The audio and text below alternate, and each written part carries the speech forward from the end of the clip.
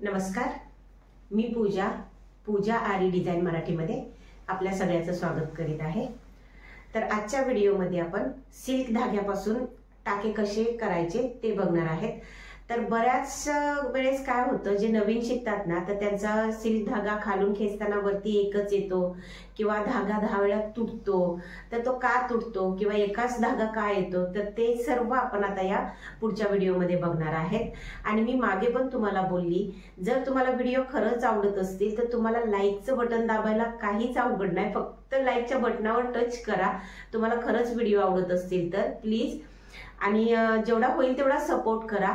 आणि कमेंट तुमचे फार कमी येतात आहे, तुम्हाला अडचण येत असेल तर नक्की कमेंट करा, की जेणेकरून आपल्याला त्याच्यावरती पण तुम्हाला व्हिडिओ देता येईल। याच्यासाठी मी मागे पण तुम्हाला बोलली की जेवढे तुम्ही कमेंट करणार तेवढा आपण त्याच्यावरती व्हिडिओ बनवणार, कारण 1-2 कमेंटसाठी प्रत्येक वेळेस तोच व्हिडिओ तर आपण नाही बनवू शकणार ना।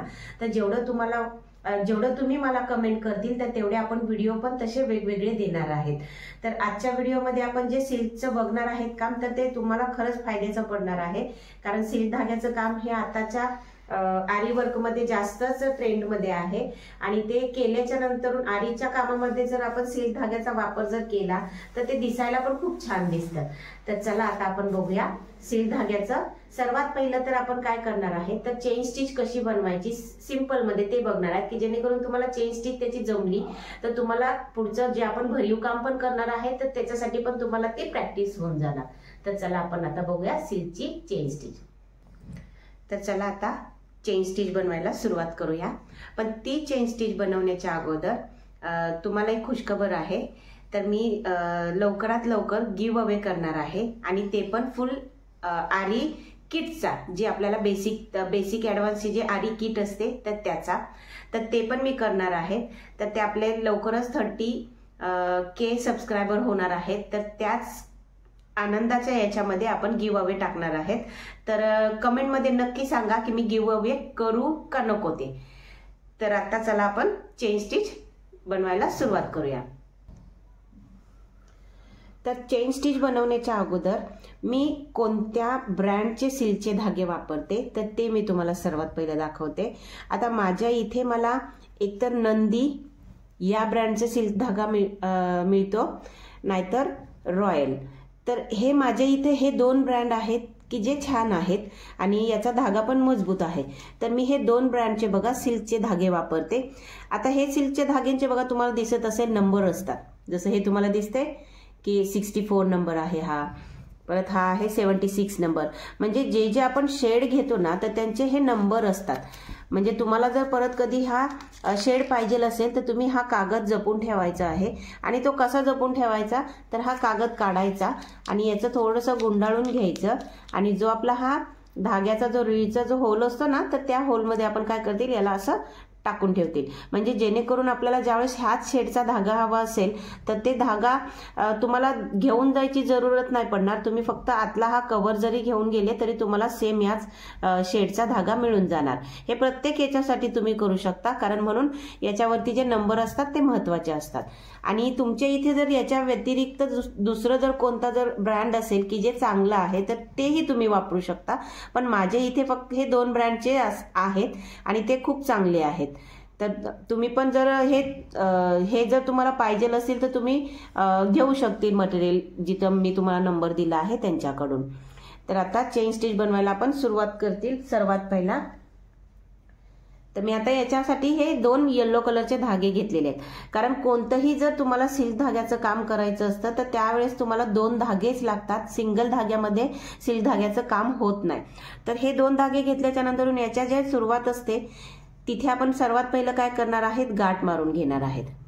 इथे बघा, याला आपण काय करतील, इथे गाठ मारून घेतील। हे गाठ मारून घ्यायचे आहे।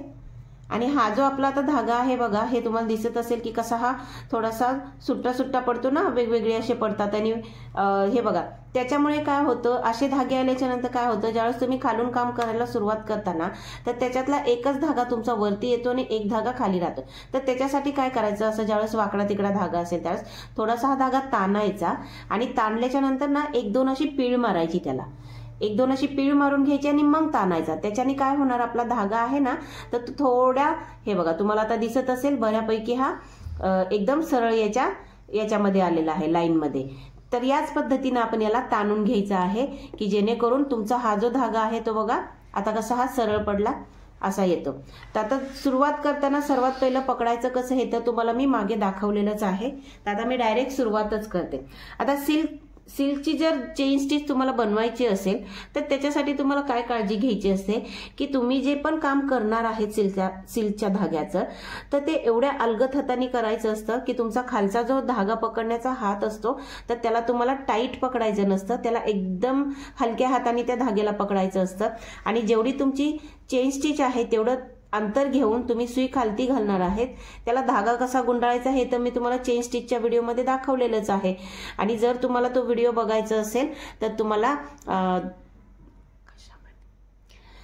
जर तुम्हाला चेन स्टिच कशी बनवायची हे बघायचं असेल तर डिस्क्रिप्शनमध्ये तुम्हाला लिंक दिलेली आहे, तर तुम्ही तिथे जाऊन ती बघू शकता। आता मी बघा मला जेवढी चेन स्टिचचं अंतर पाहिजे मी तेवढं घेतलं, मी सुई खालती घातली, त्याला मी धागा गुंडाळला।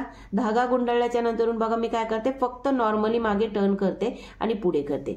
या पद्धतीने केल्याने काय होतं, तुम्हाला हात जरासा सुद्धा तुम्हाला खेचून ताणून घ्यायचा नाहीये। तर हे बघा सुई खालती घातली, सुईला धागा गुंडाळला आणि ज्यावेळेस सुई वरती येते बघा एकदम हलक्या हाताने मागे आणि पुढे, आणि जो आपण खालती हात पकडलेला आहे तो आपण एकदम हलक्या हातातच तो धागा धरल्यामुळे काय होतंय, आपला हा जो धागा आहे तो अलगद वरती येतोय। आता मी जर टाईट धागा पकडला तर काय होणार बघा, मी आता खालती टाईट धागा पकडला तर तुम्हाला काय होणार, काढण्यासाठी पण तकलीफ होणार। हे बघा या पद्धतीने यासं, आणि वरती खेचायला पण या पद्धतीने तकलीफ होणार। हे बघताना तुम्ही हलतय कारण तुम्ही टाईट खाली हात पकडला तर तुमचा वरती धागा येणारच नाही पटकन। जर तुम्ही अलगद हात पकडला तर तुमचा धागा बघा या पद्धतीने हलक्यामध्ये वरती खालती तुम्ही करू शकता। आता सेम आपण अंतर घेतलं, परत मागे पुढे, आणि सगळ्यात पहिलं सिल्क धाग्याचं काम करायच्या वेळेस तुमची सुई ही सरळ असली पाहिजे, जी तुम्हाला दिसत असेल बघा माझी सुई जी आहे ना ती एकदम सरळ आहे। ना मी अशी झुकवते, ना मी या साईडला झुकवते, ना मी पुढे झुकवते, ना मागे झुकवते। मी फक्त काय करते की सिल्क जी सुई आहे आपली ती सरळची सरळ ठेवते। ही सरळ सुई आहे, तिथेच माझा टाका वळवला, पुढे घेतला, परत सेम तिथेच टाका वळवला, पुढे घेतला, परत सेम। याच पद्धतीने तुम्ही सिल्क धाग्याचं काम करायचं आहे। तुम्ही जेवढं सिल्क धाग्याला अलगद हाताळणार तेवढा तुमचा धागा हा शेवटपर्यंत सेम राहणार। नाहीतर तुम्ही धागे सारखे खेचा ताण करत जर राहिले तर तुमचा धाग्याचे धागे निघायला सुरुवात होते आणि त्याची फिनिशिंग पण एकदम खराब होऊन जाते। तर ही काळजी घ्यायची की जे पण तुम्ही धाग्याचं काम करतील या सिल्क धाग्याचं तर त्याला तुम्ही एकदम अलगद हाताने हाताळून घ्यायचंय। त्याच्यामुळे तुमचा कोणताही धागा याच्यावरती तुम्हाला दिसणार नाही आणि तुमचं कामही तुटल्यासारखं वाटणार नाही। तर या पद्धतीने बघा आपण ही चेन स्टिच बनवून घेतलेली आहे। आता आपण याचं लगेच पाकळीचं भरीव काम बघणार आहेत का, तर टाके जेवढे लवकर तुम्हाला शिकता येतील तेवढे तुम्हाला पुढचं आरीचं काम करायला सोयीचं पडेल। तर आता आपण चेन स्टिच तर बनवली, आता आपण लगेच पाकळी भरूया। आता पाकळी भरताना बघा आपण साधी एक छोटीशी पाकळी भरूया।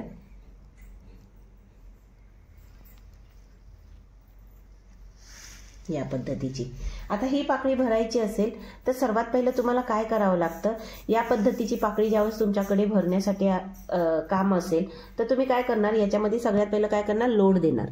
लोड कशी देणार तुम्ही, क्रॉसमध्ये, बरोबर। या पद्धतीने लोड याच्यासाठी द्यायची असते की तुमचं ते काम ना थोडंसं असं उभारून दिसतं त्याच्यासाठी।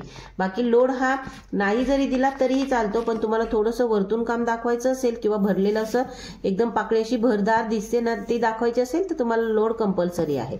आता मी इथे लोड दिली, 3-4 टाके असे एक मागे करून घेतलं। परत मी इथूनच काय करणार, डायरेक्ट पॉईंटवरती जाणार, वरच्या पॉईंटवरती गेल्याच्या नंतरून मी काय करतील, मागे खेचेल आणि एक छोटा टाका काढेल। बरोबर त्या लाईनीवरतीच आपण हा छोटा टाका काढायचा आणि त्याच्या पुढे अजून एक दुसरा टाका काढायचा। तो टाका आपण मागे घेऊन जाणार, त्याच्यानंतरून एक इथे मोठा टाका काढला, त्याच्यानंतरून पुढे छोटा टाका काढला, त्याला परत मागे खेचायचं। सेम या पद्धतीने ही पाकळी रिपीट आपण करत असतो। हे बघा मोठा टाका इथे, त्याच्यानंतरून छोटा टाका त्याच्या पुढे, त्याला मागे खेचायचं, डायरेक्ट मागे खेचून घ्यायचं.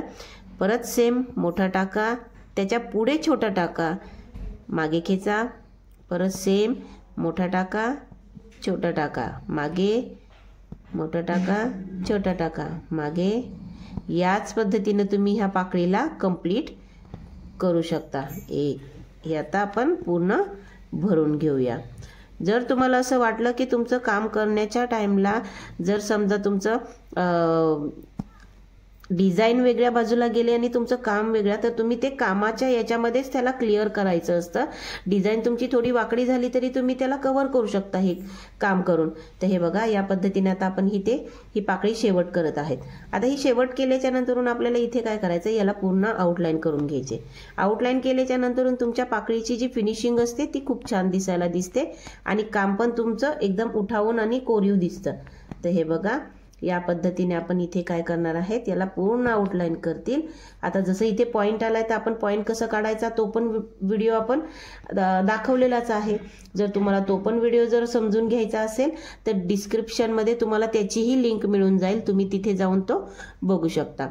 तर या पद्धतीने बघा तुम्ही माझी इथे पाकळी ही संपते आणि मी इथे आता गाठ मारून घेते. हे बघा ही किती सुंदर अशी पाकळी आपली ही भरून झालेली आहे. आता हा झाला एक पाकळीचा प्रकार. आता दुसरा पाकळीचा प्रकार म्हणजे आपण ही वरची जी भरली ती एक साईड भरली. आता त्याच्यानंतरून दुसरी पाकळी काय येते तर दोन्हीही बाजूनी असते. तर त्याच्यासाठी आपण एक नॉर्मल असा एक शेप काढून घेतला पाकळीचा, त्याचा मिडल पण काढून घेतला या पद्धतीने. आता याची सुरुवात आपण कुठून करणार आहेत, तर याची सुरुवात आपण करतील एकदम पॉईंटवरून. एक एक्स्ट्रा टाका काढला मागे, त्याच्यानंतरून आपण जो मधूनचा मिडल काढलेला आहे त्याच्यामध्ये काय करतील आपण एक टाका टाकतील, त्याच्या पुढे एक छोटा टाका. आता एक लक्षात घ्यायचंय की तुम्हाला हे ज्यावेळेस पाकळी भरायची आहे तर तुम्ही कोणतीही एक बाजू पकडू शकता. एक तर तुम्ही या बाजूला करा नाही तर या बाजूला करा, दोघांपैकी कोणतीही एकच बाजू पकडायची. तर मी ही बाजू पकडते. मी आता इथून काय करेल, एक मोठा टाका एक छोटा टाका, त्याला मागे घेतला, परत मध्ये आले, एक मोठा टाका एक छोटा टाका, परत मागे एक मोठा टाका एक छोटा टाका. याच पद्धतीने आपण परत ही पाकळी एक साईडून भरून घ्यायची. आता बघा मोठा टाका आला, छोटा टाका, परत मागे, मध्ये आले, सेम याच पद्धतीने आपण काय करतील या टाक्याला रिपीट करून पूर्ण पाकळीचं काम हे इथून करून घेतील. याच्यामध्ये तुमची पाकळी कितीही मोठी असेल कितीही छोटी असेल काय फरक नाही पडत आहे. तुम्हाला ह्याच प्रोसेसने एखादी पाकळी भरायची असेल तर तुम्ही अशीही भरू शकता. आता आपण इथे काय करतील, गाठ मारतील, जो आपला इथे शेवट झालेला आहे. आता परत इथे शेवट केल्याच्या नंतरून आपला दुसरा टाका कुठून येणार, इथून येणार. मग मी वरतून डायरेक्ट सुरुवात करणार. बघा हे बघा या पद्धतीने इथून सुरुवात करणार. परत मी काय करणार, मध्ये आणणार एक मोठा एक छोटा, परत सेम रिपीट करत आपण हे सेम टू सेम पाकळी भरून घेणार आहेत. मध्ये गॅप नाही दिसावा म्हणून आपण टाका काय करतो, जवळ काढतो. जो आपला पहिला टाका आहे त्याच्याबरोबर जवळ काढतो. तर या पद्धतीने बघा ही पूर्ण पाकळी आपण भरून घेतील.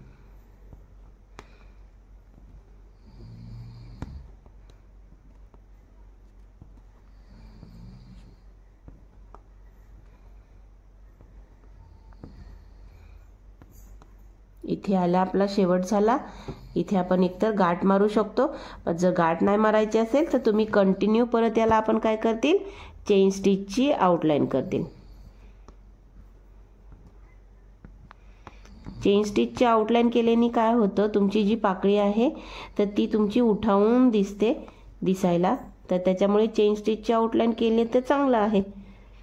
काही पाकळ्यांना चेन स्टिचची आउटलाईन पण केली नाही जात आहे, ते तुमच्यावर असतं की तुम्हाला करायचं नाही करायचं. आता मी इथे गाठ मारून घेते.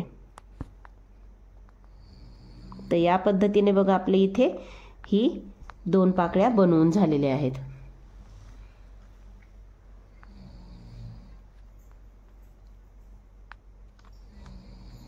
तर हे बघा, हे आपण चेन स्टिच कशी बनवायची आणि पाकळी कशी भरायची हे या व्हिडिओमध्ये बघितलेलं आहे। जर याच्यामध्ये पण तुम्हाला काही डाऊट असतील तर कमेंट करा आणि प्लीज लाईक करा जे व्हिडिओ तुम्हाला आवडत असेल त्या व्हिडिओला। तर कसा वाटला तुम्हाला आजचा हा व्हिडिओ कमेंटमध्ये नक्की कळवा आणि जेवढं होईल तेवढं सबस्क्राईब करा आणि व्हिडिओ शेअर करा। भेटूया पुढील व्हिडिओमध्ये। धन्यवाद।